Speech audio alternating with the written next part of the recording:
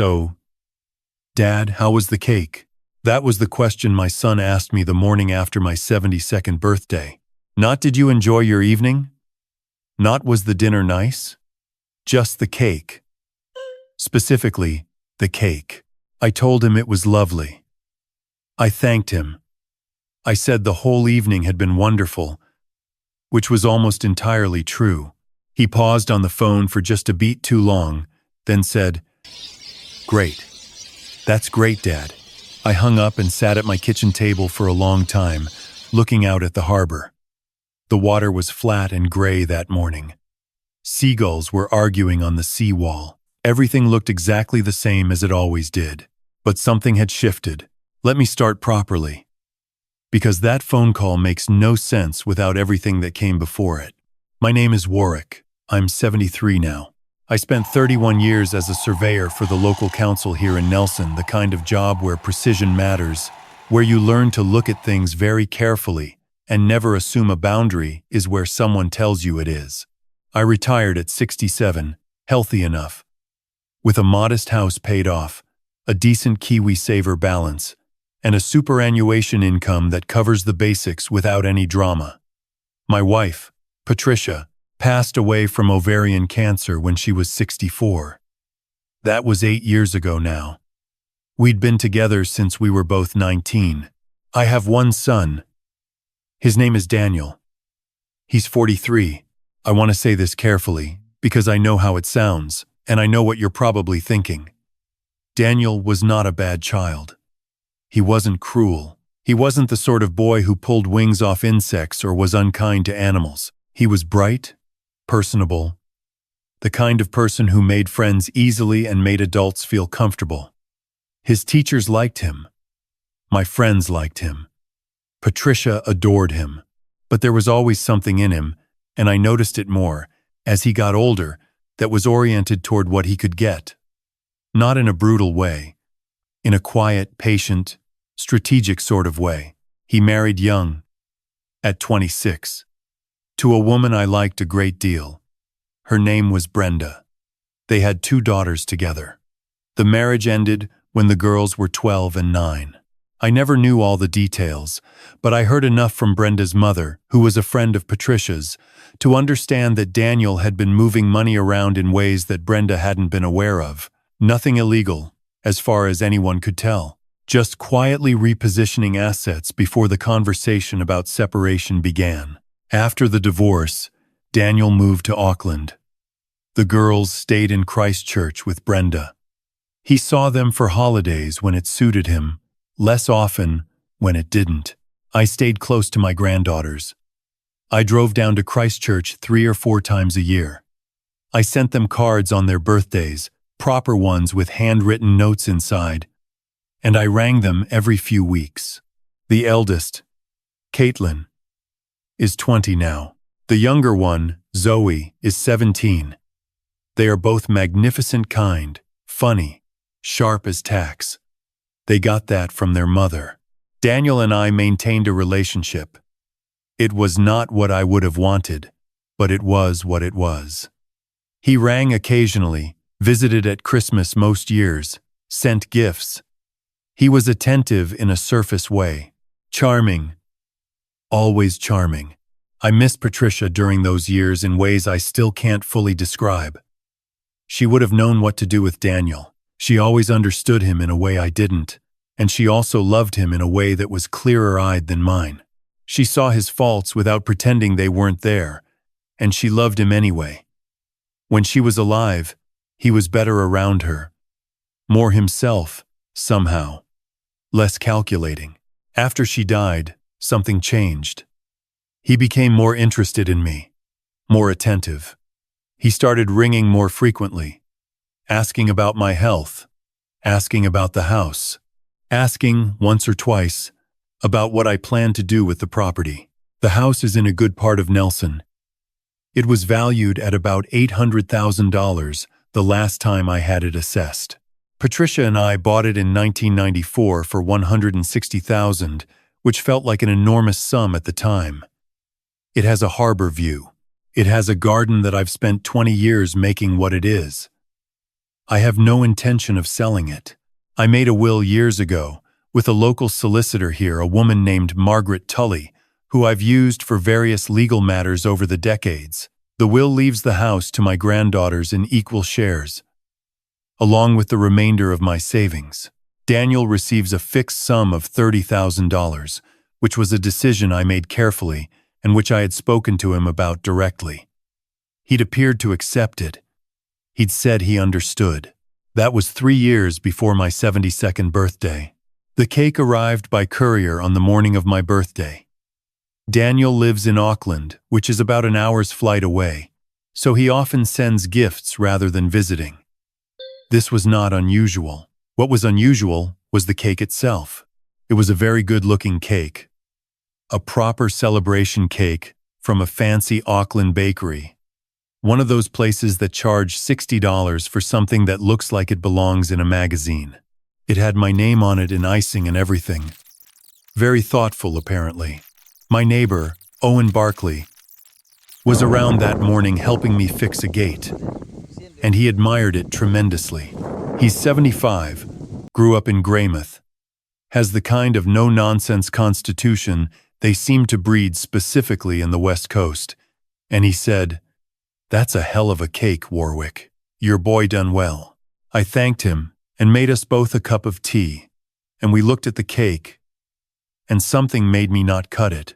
I can't explain it well. It was nothing specific. There was no smell, no visible problem, nothing that would stand up as evidence in a rational argument. It was just a feeling. The kind of feeling that 31 years of precision work teaches you to pay attention to the quiet sense that something about the edges doesn't quite line up. I thought about the conversation I'd had with Daniel 3 months earlier, when he'd rung to say he was worried about my health. I'd been fine. I told him I was fine. He'd pressed a little, asked about my doctor, asked whether I was having regular checkups. Then he'd mentioned, almost in passing, that he'd spoken to someone about estate planning and that it might be worth me revisiting my will. Just to make sure everything's up to date, Dad. Things change. I'd told him my will was perfectly up to date, which it was. He'd let it go. But the conversation stayed with me. Then there'd been the email. 6 weeks before my birthday. It came from an address I didn't recognize. And it contained what appeared to be a draft of a new will. One that looked quite a lot like my actual will. Except that the proportions were different. The house still went to the family, but the $30,000 to Daniel had become the residuary estate, and the girls' shares had been compressed into a single $5,000 bequest each. It was framed as a forward from a legal firm in Wellington, with a note saying updated version attached for your review. I had not engaged any legal firm in Wellington. I had not asked anyone to prepare an updated version of anything. I rang Margaret Tully that same afternoon. She was at her desk, unhurried as always. I described the email. She asked me to forward it to her. She looked at it and rang me back within the hour. "Warwick," she said, "this is not from us, and I'd suggest you keep it somewhere safe." I kept the email. I did not reply to the address it came from, and then the cake arrived. I did not eat the cake. I put it in a container, and I drove it over to Margaret's office the following morning. She looked at it with the expression of a woman who has seen quite a lot in 30 years of family law practice. Not shocked, exactly, but careful. "I want this tested," I said. She referred me to a food safety laboratory in Wellington. A friend of hers, an analytical chemist named Dr. Gerald Poa, had done similar work before, she told me. Discreet. Reliable. I packaged the cake according to his instructions and couriered it down. Then I went home and waited. In the meantime, I did something I hadn't done in years. I got out the folder where I keep important documents, and I went through everything. The house title, the KiwiSaver statements, my superannuation details, the insurance policies, Patricia's old files as well, which I'd kept organized in the way she'd kept them, because dismantling her filing system had never felt right. I found what I was looking for on the third afternoon. It was a letter, a photocopy of a letter, actually, that Patricia had written to Margaret Tully about 7 years before she died. I hadn't known about it at the time. In it, she outlined concerns about Daniel's financial behavior during his marriage to Brenda. And she asked Margaret to note, formally, that these concerns existed and that they should be considered relevant context if any disputes about the family estate arose in future. Patricia had never told me about that letter. I sat with it for a long time. She knew. She'd seen it clearly, years before I did. And she'd done something practical and quiet about it, without alarming me, without turning it into a confrontation. She'd just left a breadcrumb. That was very Patricia. The results from Dr. Poa came back 10 days later. The cake contained an elevated level of digoxin, a medication used in the treatment of certain heart conditions derived from the foxglove plant. At the concentration present in the cake, consuming 2 or 3 slices would have been consistent with a significant cardiac event in an older person, particularly one who might already have had any underlying vulnerability. I do not have a heart condition. I had never been prescribed digoxin, but Daniel, as it turned out, and this came to light later, had spent considerable time over the preceding 18 months researching what a therapeutic dose versus a toxic dose looked like in elderly patients, according to the search history that police subsequently obtained from his devices. I was sitting in Margaret's office when I read the laboratory report. She sat across from me without speaking while I read it through twice. Then I folded it carefully and put it down on the desk. "Right," I said. "Right," she agreed. We called the police together. A detective from the Nelson Criminal Investigation Branch came out that same afternoon, a calm, efficient woman named Constable Hewson, who took down everything methodically and without drama. I showed her the email. I showed her Patricia's letter. I showed her the lab report. I told her about the phone call, about the questions over the past year, about the comment, about the will. She took it all. She thanked me. She said she would be in touch. The period that followed was, in some ways, the strangest of my life. I went about my normal business. I tended the garden. I rang Caitlin and had a long conversation about her university course. I had Owen over for dinner one Thursday, made a lamb stew, and didn't say a word about any of it. Daniel rang 3 more times over the following fortnight. Each time, I spoke to him as I normally would. I told him I was well. I told him the birthday had been lovely. I thanked him again for the cake, which I said I'd shared with Owen and the neighbors and that everyone had enjoyed it enormously. The first time I said that, he was very quiet for a moment. The second time I mentioned it, he said, "You ate the whole thing?" "Oh, it went very quickly," I said. "You know how it is with a group." The third time he rang, he didn't mention the cake at all. He asked instead about the house, whether I'd had it revalued recently, whether I'd thought any more about the will. I told him I'd actually been in touch with my solicitor just recently, and that everything was well in hand. Another pause. Longer this time. "That's good, Dad," he said. "That's good." He didn't ring again after that for several weeks. The police arrested Daniel at his apartment in Auckland on a Thursday morning in early spring, about 6 weeks after I'd first gone to Margaret. They charged him with attempted murder, as well as a secondary charge related to the fraudulent email, which they had traced back to an account he had created using a VPN service. I found out about the arrest from Constable Hewson, who rang me personally, which I appreciated. She told me quietly and clearly, gave me the relevant information, and asked if I had any immediate concerns for my safety. I told her I didn't. I thanked her. Then I rang Brenda. She deserved to hear it from me directly, rather than from a news notification or a mutual acquaintance. She was quiet for a long moment after I told her. "Warwick," she finally said, "I am so sorry." "You have nothing to be sorry for," I said. "No," she said. "I know. I'm just sorry that it happened. We talked for about an hour. She told me the girls were doing well. Zoe had just got a part in a school production. Caitlin was thinking about switching to a commerce degree. Brenda herself had remarried a couple of years earlier. A solid man named Hamish, who worked in civil engineering, and who was, by all accounts, exactly what she deserved after the years she'd had. I was genuinely glad to hear it. The trial took place the following February. I won't detail all of it, because some of it was tedious, and some of it was painful, and none of it needs to be relived at length here. What I will say is that the prosecution presented a clear, methodical case.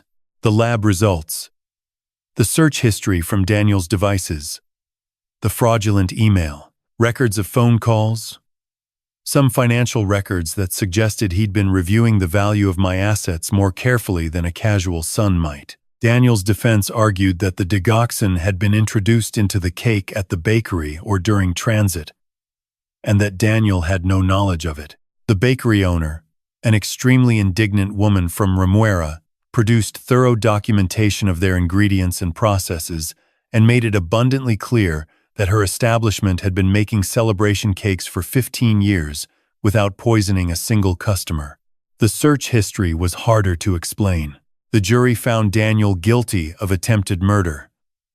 The judge sentenced him to 9 years in prison. He will be eligible for parole consideration after serving a minimum non-parole period. Though based on the nature of the offending, the judge indicated that parole would not be straightforward. I sat in the gallery for the sentencing. I didn't feel triumphant. I didn't feel relief. Exactly. I felt something more like the quiet that comes after a very long period of noise, a stillness that has its own particular weight. After the trial, I made some changes.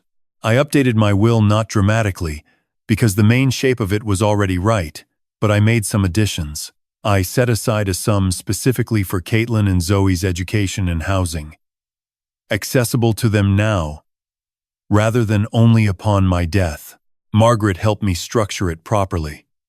It wasn't an enormous amount, but it was enough to matter. Enough to mean that whatever comes next for them, they have something solid under their feet. I rang Caitlin to tell her. She cried, which surprised me. She said, "Granddad, you don't have to do that." "I know I don't have to," I said. "I want to." Zoe rang me the next day to say thank you, and then spent 45 minutes telling me about the school production she was in, which was a modern adaptation of something Shakespeare, and which sounded marvelously chaotic. I'm glad I stayed in their lives. I'm glad I didn't let the distance and the strangeness of the situation with Daniel become a reason to pull back from them. It would have been easy to do that, to retreat into my own life and my own grief and let the connections fray. Easier, perhaps, in some ways. But I would have lost something I couldn't have got back. Owen and I still have dinner most Thursdays. He knows the full story now, has known it since the trial. He didn't say very much when I told him, which is very Owen. He sat with it for a while, then said, "Good thing you didn't eat the bloody cake." "Yes," I said. "Good thing." He nodded once, conclusively. And that was more or less the last either of us said about it. I think about Patricia quite a bit. I think about that letter she wrote to Margaret, all those years ago. The one I never knew about. She must have seen something in Daniel that she was quietly terrified of, and she did the only thing she could think to do. She documented it. She left evidence. She created a record, just in case. I think that letter may have been part of what gave me the clarity to trust my instincts when the cake arrived. Not because I consciously remembered it, because I hadn't known it existed, but because living with someone for 45 years leaves its mark in you somewhere, and her way of thinking had become part of how I think. I'm glad of that. I'm glad she's in me still, in whatever form that takes. I'm not going to tell you I understand what drove Daniel to do what he did. I've thought about it long enough to know that I probably never will. Not fully. There's a version of the story where he's simply greedy, and that's the easiest version, and it may well be the most accurate. Long-tham greed is a corrosive thing. It doesn't always announce itself. It often arrives wearing the face of practicality, of planning, of concern. But I think there was something else in him as well. Something wounded, maybe. Something that felt owed. I don't say this to excuse what he did. You don't excuse attempted murder. But I've lived long enough to know that the people who hurt us are rarely entirely legible, and that understanding something even a little is not the same as forgiving it. I don't know if I'll ever forgive Daniel. I don't know if forgiveness is the right frame for it. What I know is that I intend to live well, and clearly, and with my granddaughters in my life, and with my garden and my harbor view and Owen Barkley's company on Thursday evenings. That feels like enough. That feels, honestly, like a great deal. If you've read this far, I imagine it's because something in this story landed near something in your own life. Perhaps not something as dramatic as this. Perhaps something quieter, a gift that felt strange, a question that lingered too long, a relative who seemed more interested in your assets than in you. Perhaps something you told yourself you were imagining. I want to say this gently but clearly. Trust that feeling. The older I get, the more I believe that our instincts are accumulated wisdom, every pattern we've ever noticed, every moment that didn't add up, stored somewhere we can't always name. When something feels wrong, it is worth asking why. Document things. Keep records of conversations that trouble you, emails that seem odd, gifts that arrive without explanation. It is not paranoid to do this. It is simply prudent. The way my profession taught me to be prudent: measure twice, record the measurement, don't assume, make your wishes known in writing, with a proper solicitor, and tell the people you trust what those wishes are. A will that is clear and current and known about by the right people is a form of protection not just for after you are gone, but for now. And stay connected to the people who genuinely matter. The grandchildren, the old neighbors, the friends who've been around long enough to know which version of you is real. Those connections are not peripheral to your life. They are the center of it. Everything else, the property, the savings, the things that can be inherited, none of that outlasts a phone call to a girl in Christchurch who cries when you tell her you've thought of her future. I am 73 years old. I have a harbor view and a garden and a good solicitor and 2 granddaughters who ring me on Sunday evenings. I eat cake when I choose to, and I know which gifts to trust. That is more than enough for a life. I've been sitting with this story for a while now, turning it over the way you turn a smooth stone in your pocket. Not obsessively, just occasionally, to see if it still feels the same as it did. It does. And it doesn't. What I keep coming back to is not the dramatic part, not the laboratory results, not the arrest, not the sentencing. Those things happened, and they were what they were, and they are behind me now. What I keep returning to is something quieter, the question of how things get to that point. How a person arrives at a place where they look at their father and see an obstacle rather than a human being. I don't think Daniel was born that way. I don't believe people are simply wired for cruelty, and that's the end of the story. What I think, and I've had a lot of time to sit with this, is that the choices we make in small moments, consistently, over years, accumulate into a character. Every time he moved money around during his marriage, rather than having an honest conversation with Brenda, that was a choice. Every time he let a relationship become transactional, rather than tending to it properly, that was a choice. None of those individual moments looked catastrophic, but they were each a small step in a direction. And directions, if you follow them long enough, take you somewhere. That's not religion. That's just how cause and effect works in a human life. The tricky thing about integrity is that it doesn't announce itself. You don't sit down one morning and decide to become a person of good character.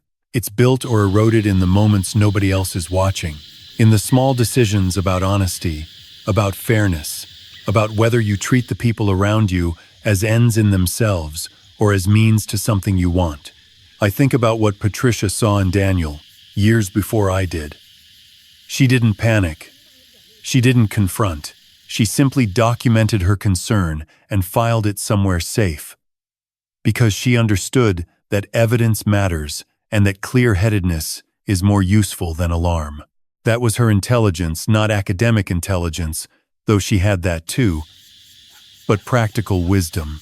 The kind that comes from paying close attention to the world over a long period of time and being honest with yourself about what you see.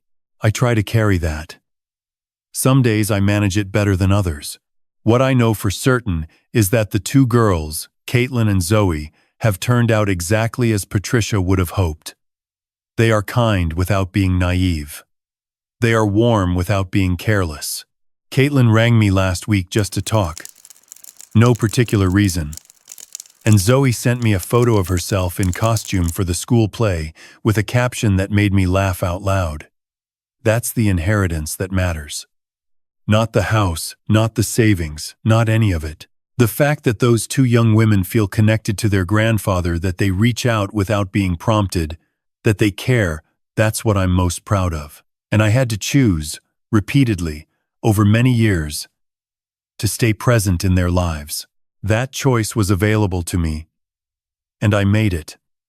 And it made all the difference. If this story leaves you with anything, I hope it's this. The life you build is made of decisions, most of them unremarkable, all of them cumulative. Tend to them. Be honest where honesty is uncomfortable. Keep records of things that trouble you, not out of paranoia, but out of the same practical respect for truth that you'd bring to any important work. And stay close to the people who call you for no reason, other than that they wanted to hear your voice. That's not a small thing. That's everything.